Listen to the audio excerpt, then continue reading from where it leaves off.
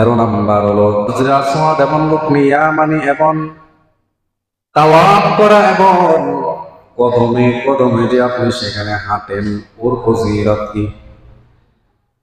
13 number হলো আন ইবনে ওমর রাদিয়াল্লাহু তাআলা আনহুমা ক্বালা সামি'তু রাসূলুল্লাহি সাল্লাল্লাহু আলাইহি ওয়াসাল্লাম ইয়াকুলু ইন্না মাসাহুমা কাফফারাতুন লিল খাতায়া ওয়া সামি'তুহু ইয়াকুলু মান তাফা বিহাযাল বাইতি usbu'an fa'asahu kana atiqi raqabatin wa sami'tuhu yaqulu la yada'u qadaman wa la yarfa'u ukhra illa haqqallahu anhu qatiyatan wa kataba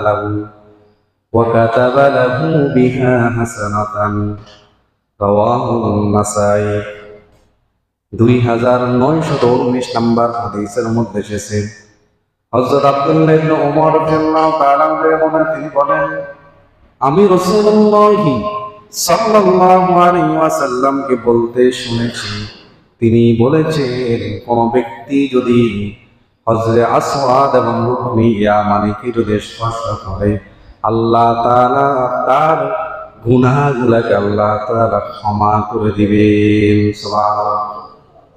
রুকনে ইয়ামানি এবং হজরে আসওয়াদ এগুলাকে কেউ যদি স্পর্শ করে আল্লাহ তাআলা তার গুনাহ মাফ করে দিবে। সুবহানাল্লাহ। নাই শুধু তাই না, কোন ব্যক্তি যদি কাবার প্রান্তরে যদি 7 বার তাওয়াফ করে, কতবার?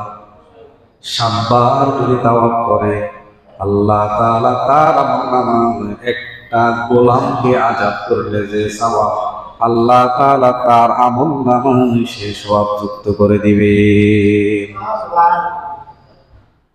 সাহাবী আরো বলেন আমি রাসূলুল্লাহ সাল্লাল্লাহু আলাইহি ওয়াসাল্লাম কার বলতে শুনেছি লা ইয়াদাউ কদামান ওয়া লা ইয়ারফাউ উখরা।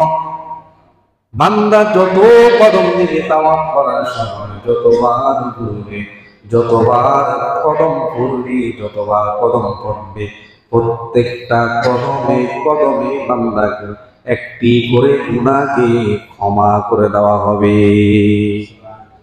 প্রত্যেক কদমে গুনাহ মাফ, আবার প্রত্যেক কদমে কদমে তার জন্য একটি করে নেকি লিখে দেওয়া হবে। জোরে বলে সুবহানাল্লাহ।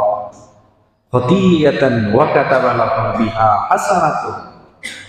প্রত্যেক কদমে তার একটি করে গুনাহ মাফ হবে, আবার প্রত্যেক কদমে তার আমলনামায় একটি করে নেকি লেখা হবে।